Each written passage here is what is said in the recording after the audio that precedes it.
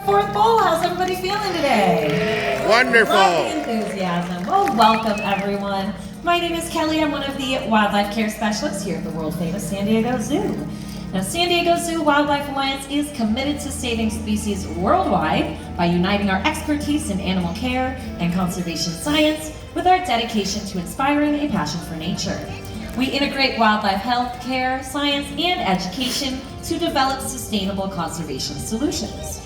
Now, we are currently focusing our conservation effort on 8 conservation hubs located on 6 continents, which you can see right on our screen today. Now, conservation does begin with the connection that we make between people and wildlife every single day. So that's just what we aim to do this afternoon. How does that sound? You ready to meet some wildlife? Yes. All right, everyone. Well, let's dive right in. We are going to start off in our Amazonia Conservation Hub. Now, down in this region, San Diego Zoo Wildlife Alliance and its allies are focusing their conservation efforts on wildlife like New World monkeys, Andean bears, jaguars, orchids, and the habitats that they all share with one another. Now, down in Central and South America, there are a great number of birds that need our support. One of which is the beautifully colored macaw. Folks, macaws are native to Central and South America. They are very social birds that live in pair bonds and flocks, and they are incredibly noisy as well, folks. Turn your eyes to the sky and check out our fully flighted flock of macaws. There's our second one, our blue and gold macaws there. That is Sierra and Azul, one of our pair bonds. Now, folks, down in the rainforest, things are changing rapidly. Due to practices like farming, ranching, and logging, that habitat is becoming more and more fragmented. So for wildlife like macaws, here we go with our scarlet macaws, Cielo and Sol. So for wildlife like this, it's becoming harder to thrive. But now, Victoria, if you do want to help wildlife like macaws, you can do something as easy as being a savvy consumer, right? Making educated choices about what we support. So how many of you like coffee? I know a whole bunch of you need your coffee in the morning, right? Me too, even sometimes in the afternoon, right around now. Well, folks, next time you're picking up some beans at the store, take a close look at that package. If it says it's shade-grown coffee, you know you're supporting a great sustainable operation. Those practices, like growing the coffee beans in the shade of the canopy, preserves the canopy for wildlife like macaws, like other amphibians, and wildlife that support, or that are need support from those trees. Now, macaws are highly intelligent. They actually fly up to 15 miles every single day in the rainforest in search of their food. And they actually return right back to the very same tree at the end of the day. So let's make sure that those trees are still there when they return, folks. How does that sound? Let's give it up for our flight of macaws. All right. Well, we're going to switch things up a little bit now, folks, and focus on wildlife that's right here in our own backyard. Oh, not yet. That's right, the Southwest Conservation Hub. Penny. Now, this is an area where San Diego Zoo Wildlife Alliance is focusing its conservation efforts on wildlife like the Kino checker spot butterfly, the western burrowing owl, the desert tortoise, and even plant life like the boujum. Now, folks, this next ambassador is probably quite recognizable to most of you. I want to give a warm welcome to Penelope, our Virginia opossum. Sometimes she takes her time coming out. But don't worry, it is worth the wait. She is quite possibly the most adorable opossum I have ever seen. She spends more time there than Now, here. how many of you have seen an opossum in your backyard, on your property? Pretty much every single hand goes up. Now, I have a lot of really cool facts to tell you about opossums, and I'm here to tell you that most of the things you know about them are probably a little misleading and maybe not even true. You see, opossums are incredibly vital to our ecosystem and our backyards because they clean up things like pest species, bugs, even rodents that you wouldn't like in your garden, right? Things like mice. Hi, Penelope, here she comes. So they are incredibly important to have around. And they do get kind of a bad rep for being pests themselves, which is just simply not true. Now, I do say opossum, not possum, right? Now, possums are a completely different species that is native to Australia. So I encourage you to look that up on your phones. or on Google, and you'll see they look dramatically different than what you're seeing here today with our Virginia opossum, Penelope. Now, Penelope has quite a unique story. She was a rescue. Now, she was supposedly being housed illegally as someone's emotional support opossum. And she was relinquished to Project Wildlife, a wonderful organization that's local to our area that helps to rehabilitate and release wildlife. Now, unfortunately, Penelope was deemed non-releasable into the wild, and so she came here to her forever home at Wegeforth Bowl at the San Diego Zoo. Now, we've heard several silly stories about Penelope here, including that she used to get bubble baths by her previous owner. Quite therapeutic, right? We don't do that here with her. Now, if you're wondering what she's eating today, she's eating a variety of things.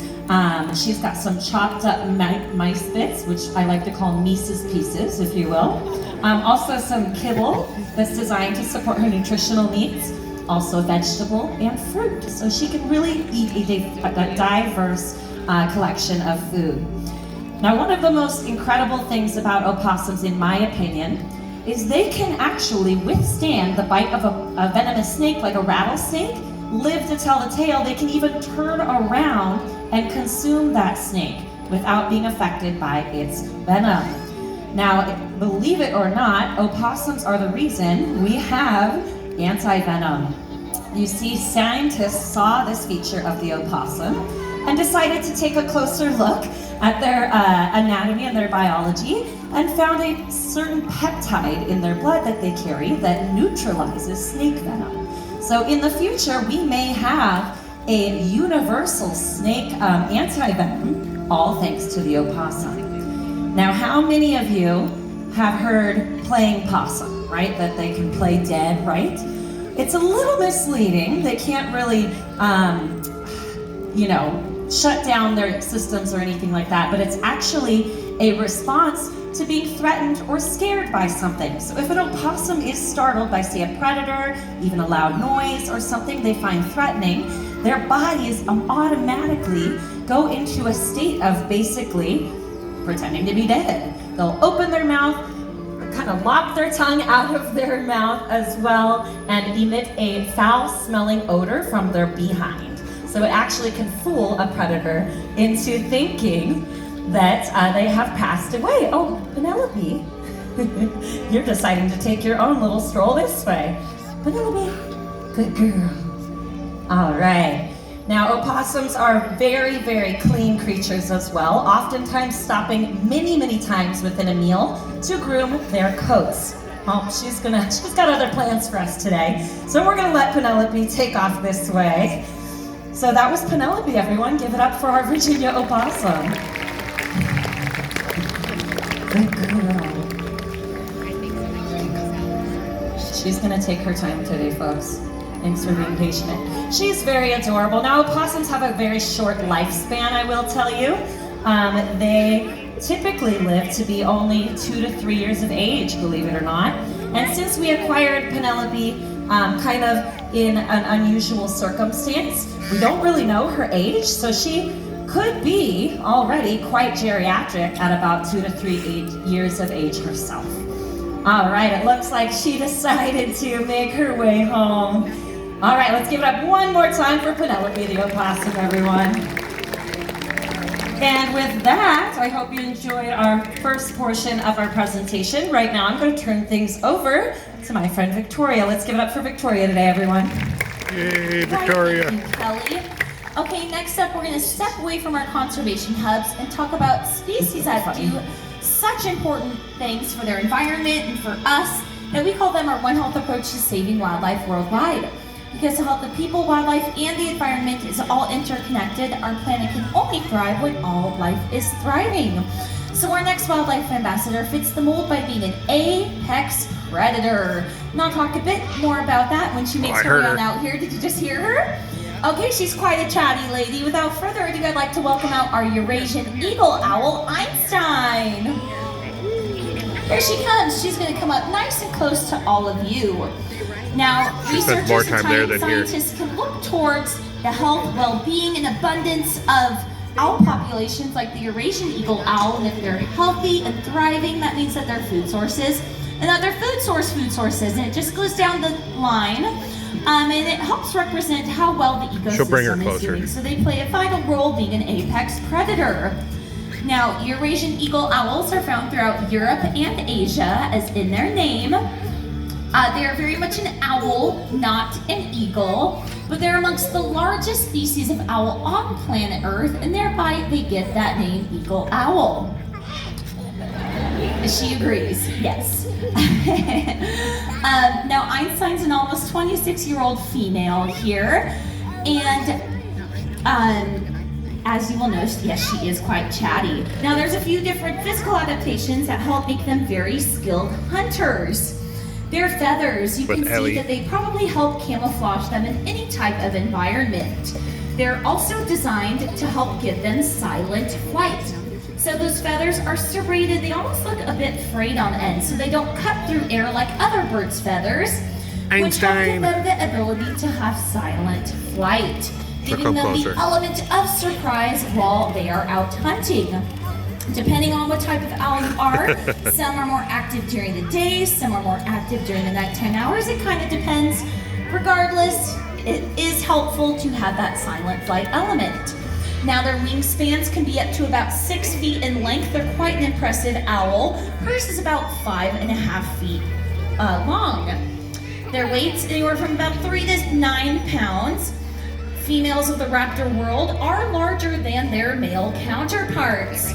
And this owl is amongst the largest owls on the planet, coming in at about probably second. So Einstein here weighs just around 5 pounds, so she's about in the middle range for weight. Now, it is very important for owls to stay light because they have to fly, right? They have to relocate their food from point A to point B, especially if they're flying down to the ground to collect that food. They need to bring it back up to the trees where they are nice and safe. So by having hollow bones, that's going to help keep their frame nice and light and help them hunt better.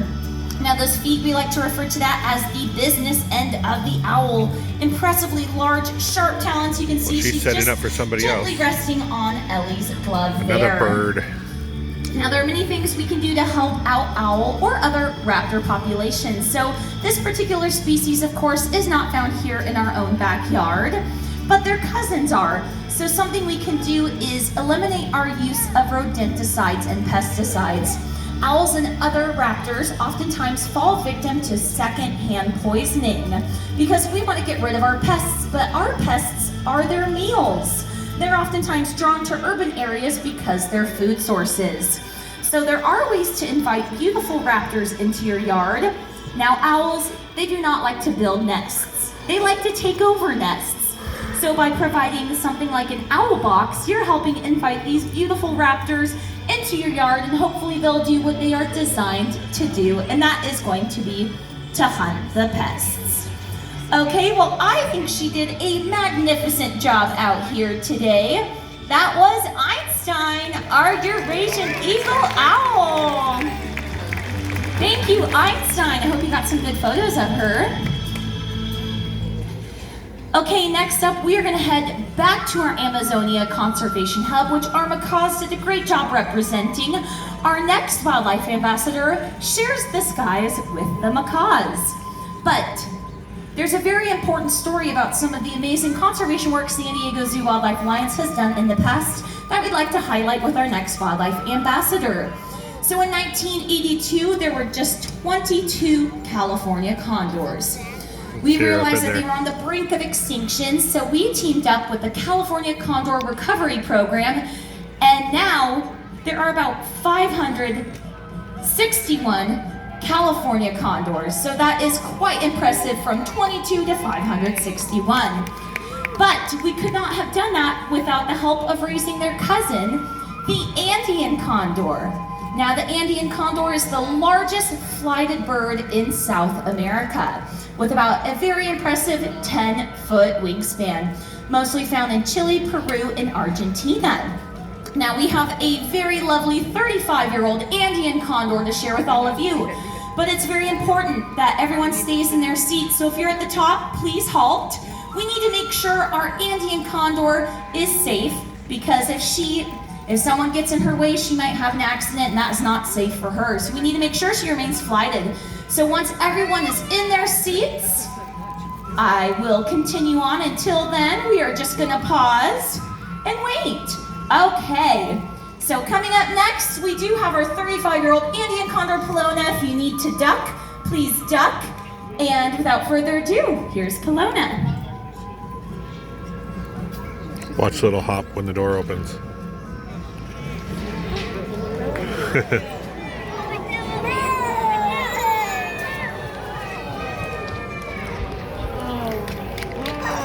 Up with Christy.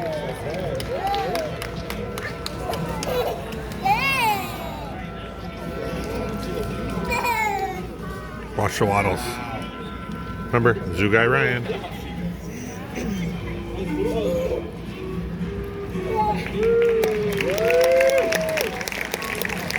Okay, how awesome was that? Yeah. Pretty remarkable, and thank you all for doing your part to help our wildlife stay safe and staying seated. So thank you so much.